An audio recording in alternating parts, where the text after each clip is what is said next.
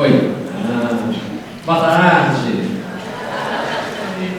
Só de ler o currículo, 5 minutos, já é. Sacanagem. Vocês perceberam que o currículo é quase mesmo, né? É isso aí. Você não percebeu, vocês não ouviram direito. É quase.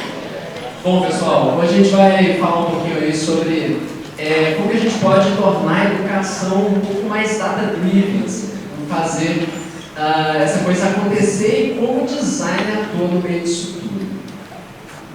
A gente está no evento falando muito da junção de dados e design, e muita gente falou aqui de designers usando dados e colocando esses dados no seu processo. Mas a gente vai falar sobre design facilitando o uso de dados por outras pessoas, e no caso, principalmente por professores.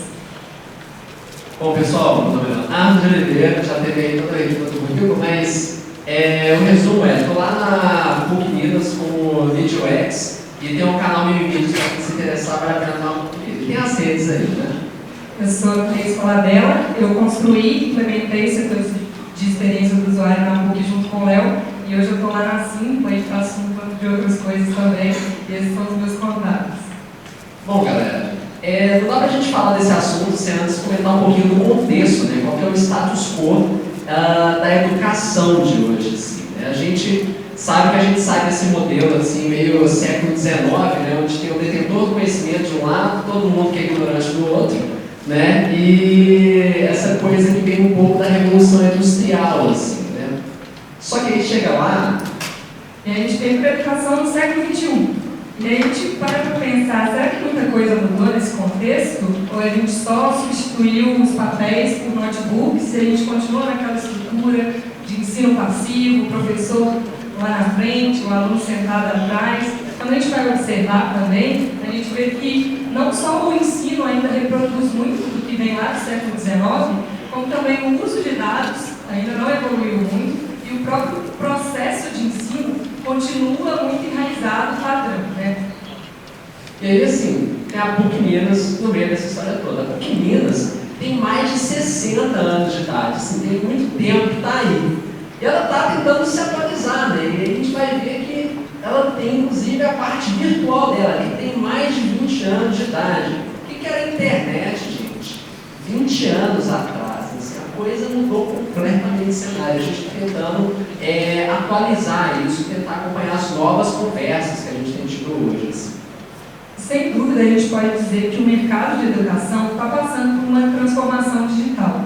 Hoje, quando a gente vai aprender a cozinhar um bolo, a gente entra no YouTube e escreve lá receita de bolo e aprende através do YouTube.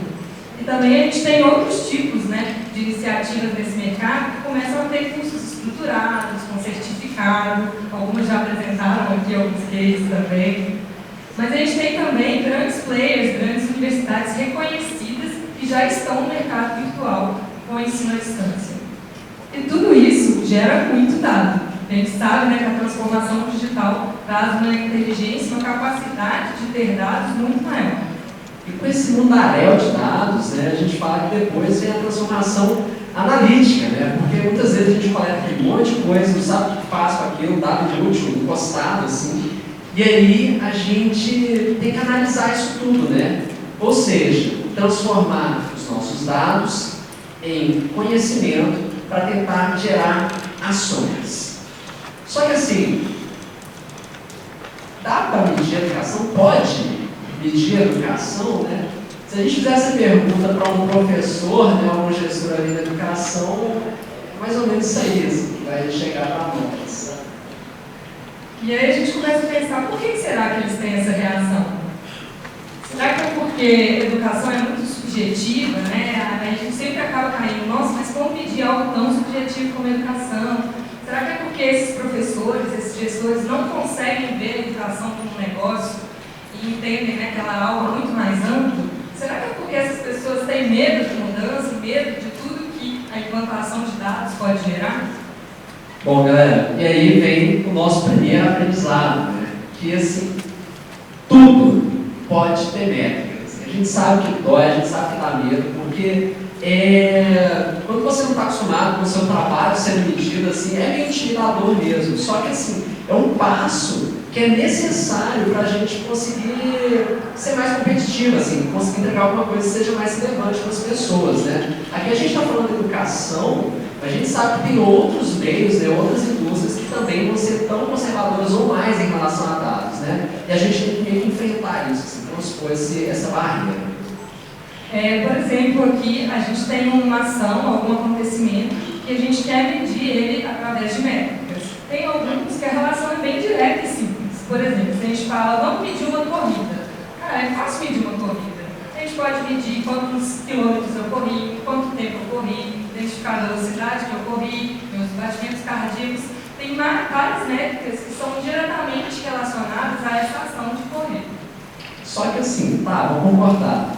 Tem coisa que não dá para a gente medir assim tão diretamente. Né? E uma dessas coisas é o aprendizado. Não tem como você falar assim, nosso conhecimento entrou na cabeça lá da pessoa. Sabe, é meio difícil, assim, não é tão direto. Só que isso não significa que a gente não pode tentar medir isso indiretamente. A gente pega uma métrica 1, vai ser o suficiente? Não vai. Então a gente pega uma métrica 2, pega uma métrica 3. E quando a gente vê, a gente cercou essa coisa que a gente quer medir e a gente consegue meio que inferir. Poxa, será que tá bom? Será que não tá? Né? Para poder tomar decisão no futuro. E a gente pega aqueles medos todos, né, aquelas hipóteses que a gente tinha, por que os professores e o setor de educação tinha tanta resistência para lidar com dados, e a gente começa a perceber que a educação é subjetiva, mas a gente consegue, de alguma maneira, tentar medir ela indiretamente. Que a educação realmente é muito mais do que um negócio, mas alguns dos players muito importantes, inclusive a PUC, é um negócio, que ela precisa sim ter um olhar de competitividade. Em relação à mudança, nesse cenário, com toda essa transformação digital, se a gente não mudar, a gente vai ficar obsoleto. Então era algo que internamente na PUC a gente precisava enfrentar e passar a utilizar os dados.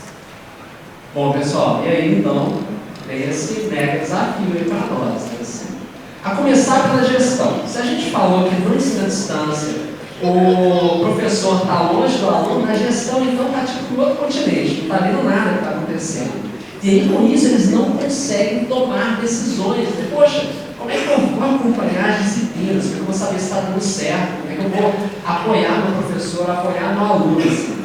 Eles não sabem tão bem isso. E a gente tem também as dores dos alunos. Né? Na PUC, a gente recebia alguns feedbacks de insatisfação dos alunos com o ensino à distância, em alguns cursos, normal, né? Isso acontece. E também uma grande relato de sensação de perda, né? Não são só os professores que estão acostumados com aquela educação do século XIX. Os alunos também, eles sentiam falta daquela sala de aula, daquele conforto de estar sentadinho vendo o professor falar. E tinha outras dificuldades, por exemplo, a disciplina que o EAD pede. Não é mais um ensino passivo. Eu preciso, eu mesmo me organizar agora, ir lá assistir os materiais, interagir virtualmente. Isso pedia do aluno um esforço maior. E eles também sentiam uma dificuldade de dar feedbacks e retornos aos professores e à coordenação. Muito por essa distância que talvez o cenário virtual parece impor, né? Ela não é imposta realmente, mas alguns alunos se sentiam muito distantes e pouco acessíveis aos professores e à coordenação. E aí a gente tem também todas as dores dos professores, que eram muitas. E aí a gente fez algumas pesquisas quantitativas, qualitativas, a gente disparou o questionário para todo mundo lá, a gente conseguiu uma amostra bacana, a gente conversou assim, em entrevistas com alguns professores, e assim, de cara a gente já viu que a menor satisfação com a PUC especificamente era o retorno sobre o trabalho docente. A gente não sabia disso, a gente não estava falando com os nossos professores o que estava bom, o que não estava, né? Eles ficavam um pouco perdidos com isso. Segundo, a segunda preferência de melhoria deles era ter mais feedback de trabalho. Então, poxa, a gente pode ajudar eles aí. E além disso, quando a gente falava especificamente do ensino semipresencial, que é uma mistura, né, do digital com o presencial, a gente vê que eles tinham essa dificuldade de tentar traduzir o que eles faziam em sala de aula presencialmente para o digital. Porque quando você está dando aula, assim, você vê, né, o fulano está dormindo, não está prestando atenção, então você vê o brilho no olho da pessoa ali que você está ensinando e você consegue balizar a sua ação em relação a essa sua plateia, esse seu público. No EAD é diferente, assim, sabe? Eles estavam tendo muita dificuldade de conseguir perceber qual que o pessoal está gostando, não está, então isso é E aí a gente chega ao nosso segundo aprendizado, que é levar os dados para todos, né? O dado não é útil só para a gestão, que a gente começou ali falando dos problemas dos gestores. Quando a gente traz o dado para a mesa, traz o dado para a ponta, que são normalmente as pessoas que têm maior poder de ação de modificar o cenário, a gente tem um potencial muito maior. Então a gente queria levar esses dados para os professores, não só para os gestores, e tomando uma abordagem muito mais de um autodiagnóstico, né? Que a partir dele o professor poderia tomar ação para melhorar a disciplina, do que só um instrumento para medir as disciplinas para a gestão. E aí, então, a gente bolou esse sensor, né, essa ferramenta de mensuração. Que, assim, claro, né, a gente foi seguindo o processo de design, que é um produto analítico, um produto como qualquer outro, né? Então a gente vai conseguir passar pelo mesmo processo. Então a gente começa com uma etapa de entender um pouco mais profunda, assim, a gente gastou um tempo, esforço, né, tentando coletar dado quantitativo, conversando com muita gente, conversando com diretoria, com gestão, para entender quais eram as reais necessidades das pessoas. E aí a gente passou lá, beleza, definir, criar, lançar, iterar, que é aquela coisa toda que a gente já está acostumado a fazer. E aí, quando a gente foi para essas entrevistas, foi mais ou menos igual a esse GIF, assim, né? Tá tudo bem, até que no final os professores terminavam quase chorando.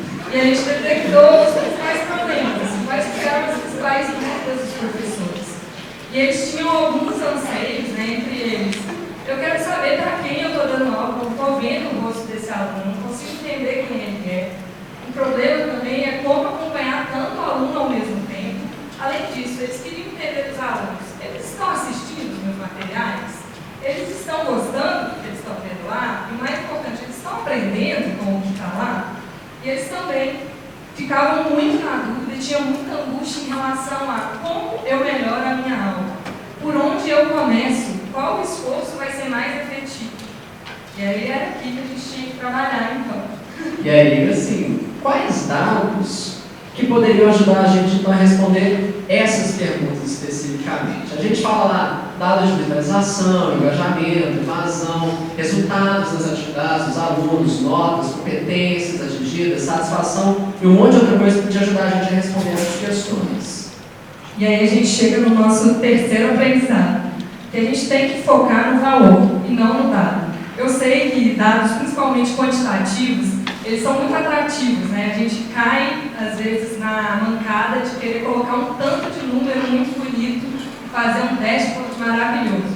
Mas, assim como qualquer outro produto, a gente tem que pensar e focar no valor. Todos os dispositivos de dados, eles só são importantes pelos problemas que eles resolvem, né? As respostas dos professores que eles conseguiriam, as respostas às dúvidas dos professores que ele conseguiria tirar. O dado ali é só um caminho para a gente dar o retorno dessas respostas. Então a gente tem que focar nas dores dos professores.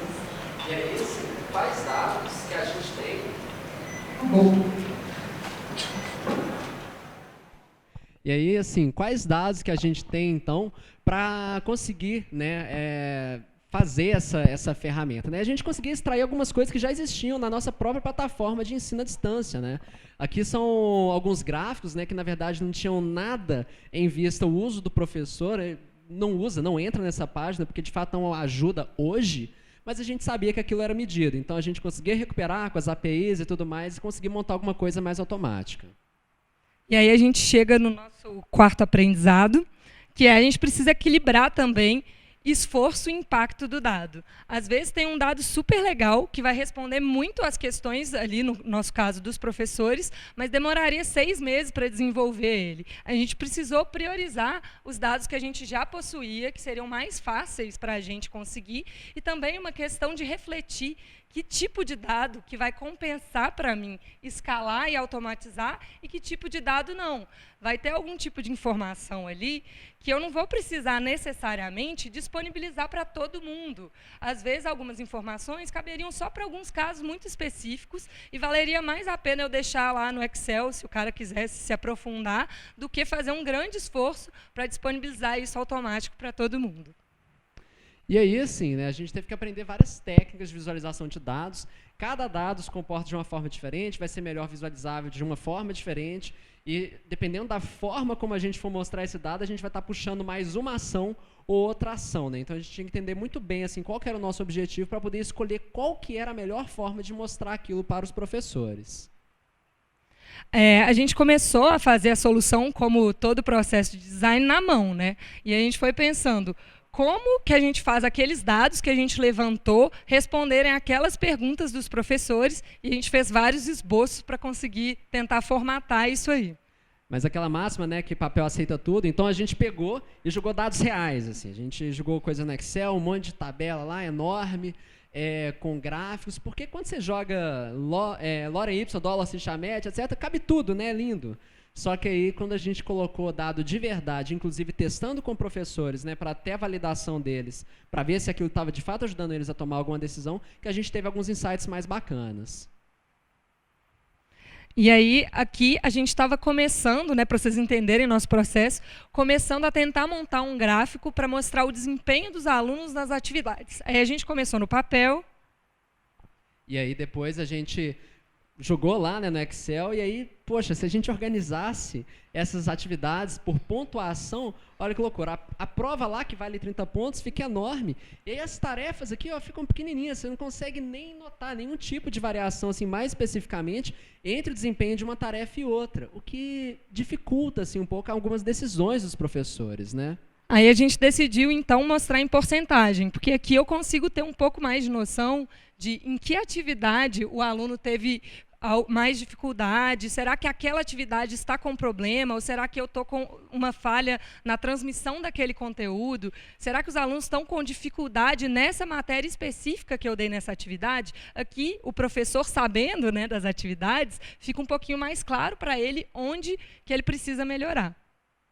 Só que assim, a gente ainda tem aquele problema de novo, né? A prova vale 30 pontos, né? Se a gente fosse olhar aqui, parece que está todo mundo muito bem na disciplina, e a verdade não era tão essa assim, né? Então precisava de mudar isso. E aí a gente resolveu colocar ali uma terceira dimensão no gráfico, mas a gente não queria um gráfico anos 90 3D, então a gente colocou uma escala de cor para tentar mostrar o peso, né, da prova, como ela tem um peso bem maior de nota do que os outros, né? Deixando ali mais ou menos uma legenda com uma escala da variação de peso de pontuação que cada atividade tinha. E aí, assim, só que não basta a gente ter um gráfico bonito, legal, bacana, assim. A gente queria que o sensor ele fosse acionável, então a gente criou um status guia para poder, de fato, guiar esse professor numa tomada de decisão. A gente queria que ele fosse didático e a gente também queria que esses dados fossem comparativos, para trazer um pouquinho de perspectiva, né? Que tem muito dado que sozinho não significa nada, né? Você tem que colocar ele contra alguma coisa para conseguir entender o que ele quer dizer, assim, de verdade, né? E aí, então, a gente pegou aquele gráfico que a gente já tinha e começou a rechear ele de outras informações. Por exemplo, ali tem uma média que traz uma leitura geral de como está a disciplina em relação ao desempenho. Ali a gente coloca quantos pontos já foram distribuídos para que esse professor tenha uma noção de perspectiva, em que momento da minha disciplina eu estou. E a gente coloca também uma descrição mais detalhada para ensinar algum usuário que precise a analisar esse gráfico e saber como utilizar essas informações. Então, ali a gente está principalmente facilitando a leitura. Só que aí, assim, a gente quer facilitar ainda mais essa leitura, né? Então, além daquele 78% ali, a gente coloca um outro degrau, assim. Isso é bom ou isso é ruim? Professor, isso é ok, pode ficar tranquilo, não está nada de errado, não. Então, a pessoa já consegue um pouco se orientar por ali, né? É meio como se a gente criasse degraus de leitura, né? Você bate o olho, tá ok. Não, quero entender um pouquinho melhor o que isso significa. Vou lá para a média. Não, queria entender isso no detalhe. Aí está lá o gráfico para poder facilitar essa leitura e uma tomada de decisão futura, né? E a gente criou também uma escala ali, né, para mostrar para o professor que tipo de ação que ele tem que tomar. Se ele tem que repensar a disciplina dele, se ele tem que prestar atenção ou se está tudo ok. Então, aqui, bem focando em puxar o professor para a ação que ele teria que tomar a partir desse dado. E aí, assim, né, porque tem dado que de fato não faz sentido isoladamente, né, sei lá, quanto tempo total de acesso o aluno teve na sua disciplina? 11 horas. Né? Mas que 11 horas é bom, é pouco, é muito? Não sei. Né? E aí a gente coloca ali o comparativo, né, de como é que o departamento está indo, né, se está bom, se está mal e como que isso pode ir correndo. Então, assim, para a gente tentar medir a educação e a aprendizagem, a gente foi através de algumas métricas indiretas, né? Primeiramente a nota, porque é talvez o mais óbvio, né? Quando a gente pensa, vamos medir a educação, vamos medir as notas. Mas não só as notas, né? Porque a gente sabe que elas são insuficientes. Então, a gente quis medir também o engajamento dos alunos, assim como a satisfação deles, para a gente cercar um pouquinho mais essa questão tão subjetiva e difícil de medir que é a educação. E aí, chegando lá, a gente tem como resultado, assim, só para vocês verem rapidamente, ó, não pisca, tá, gente? Porque é muito rápido. Se carregar. Exatamente. Aí a gente foi lá e criou, né, um monte de gráficos. Assim, os professores vão super conseguir tomar decisões informadíssimas, né, para a sua disciplina e chegar numa conclusão assim, que vai revolucionar a experiência dos alunos, né, uma coisa mega complexa. E aí a gente vem de volta para a realidade, né, que eu acho que muitos de vocês conhecem, que é aquele protótipo maravilhoso que a gente fez, ia demorar no mínimo 6 meses para ficar pronto, e a gente precisava disso em 1 mês. Então, a gente precisou negociar com o desenvolvimento o que era possível, né, tentando sempre balancear a facilidade de implementação e o valor que a gente ainda estava entregando para os professores, para a gente conseguir fazer uma versão 1 com o escopo reduzido. E aí, para isso, assim, claro, a gente teve também que teste, né? Teste. Testou bastante com o usuário. Porque a gente sabe que o usuário vai utilizar o produto da maneira mais inesperada possível, assim, né? Então, a gente tem que ver eles usando aquilo, né? E aí, com isso, a gente fez uma série de pequenas mudanças, assim, né? Esse menininho é bom, né? Ele é ótimo. E aí, para vocês verem mais ou menos assim, o que de fato foi ao ar, é bem diferente daquilo que a gente fez, mas ele tem alguns ajustes em relação à leitura, que facilitaram a leitura dos professores. Principalmente também a gente mudou o agrupamento de dados, né? A gente agrupou de uma maneira e depois a gente viu que os professores queriam ver outras divisões, né, nos gráficos, então a gente mudou isso, mudou também algumas descrições, onde ficam botões e várias coisas a partir desses testes. Pequenas informações, né, tudo a pedido do uso deles, que eles sentiram falta. E aí, acabou, gente? Claro que não, né? Porque design é interativo, fica rodando sempre, tem que melhorar esse negócio. Então, enquanto os professores estão lá com os dados deles, lá, a gente está com os nossos dados aqui, vigiando eles também. Então, tem lá a heatmap, né, analytics e essas coisas todas para a gente entender um pouquinho como que eles estão usando essa ferramenta de verdade. E aí vamos falar um pouquinho dos impactos, né, que esse sensor que a gente criou trouxeram para dentro da instituição. Primeiro, a gente pode ressaltar um ponto muito importante, que a gente conseguiu colher de maneira sistemática e anônima a opinião dos alunos ao longo do semestre, que era um ponto muito importante para a gente, né, setor de experiência do usuário, trazer essa perspectiva do que os alunos estão achando das disciplinas. A gente também conseguiu fazer com que houvesse um diagnóstico de problemas antes, né? Não quando só estoura a bomba lá no final, né? Mas quando o semestre acaba, né? O semestre acaba e já era. Aí o semestre que vem volta do mesmo jeito, né? Porque a turma mudou, né? Só que aqui o professor ele consegue ver isso ao longo do semestre, né? Então ele consegue saber especificamente o que está bem, o que está mal e quem sabe mudar isso. A gente também conseguiu melhorar a detecção de casos de sucesso. É muito comum na educação que a gente só veja situação-problema. A disciplina que está dando errado, que os alunos estão reclamando, que chegou lá na ouvidoria. E aqui, com essa ferramenta, a gente consegue ver quem está indo bem e compartilhar, né, fazer com que esse professor compartilhe com os demais boas práticas. E aí a gente também sabe que agora o professor vai ter mais controle, que ele não fica às cegas. Sabe aquela visão da turma que eu falei? Fulano está dormindo, pessoa tem brilho no olho. Agora ele tem isso, só que à distância. E a gente pode dizer, sim, que no geral os professores gostaram, né? A gente recebeu relatos positivos de professores de diversas áreas também, porque a gente tinha uma gama bem diversa para atender. A gente ouviu falar de professores que tiveram insights e percepções que eles não tinham tido antes, quando eles viram o nosso sensor. E o mais importante, né, a gente já tem casos de professores que tomaram decisões e aplicaram ações com base na leitura do nosso sensor. A gente teve críticas também, claro, não está perfeito, tem muita coisa para melhorar ainda, mas é um processo interativo. E por que os professores gostaram? Por causa do nosso quinto aprendizado. O dado ele tem que ser claro, ele tem que ser empático e ele tem que ser acionável. Porque a gente viu que dado que confunde, entristece e paralisa não é útil, é bullying, assim, sabe? O professor, se a gente chegasse assim, entregasse para ele, a sua disciplina está no estado crítico, né? Está muito ruim. O professor que ele ia fazer? Ele ia ligar chorando para PUC Minas lá, falando assim, vou perder meu emprego. E sendo que esse não é o caso, não é esse o uso, né? O uso é que ele ajude o professor a tomar as próprias decisões de projeto, lá, de trabalho.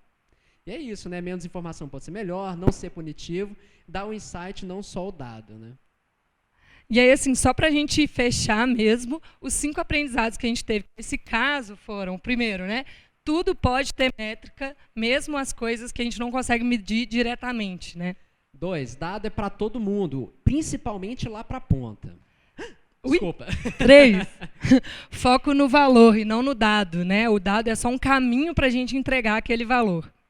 4, né? O equilíbrio desse esforço e impacto do dado, que nem tudo merece ser escalado.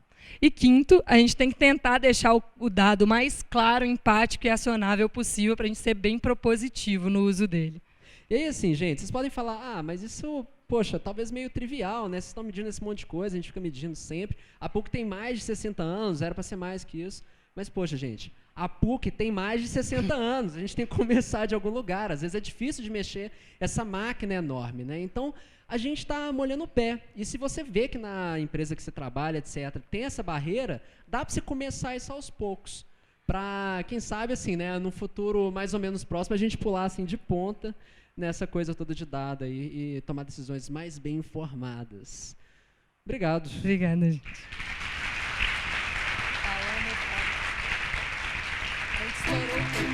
Estourou.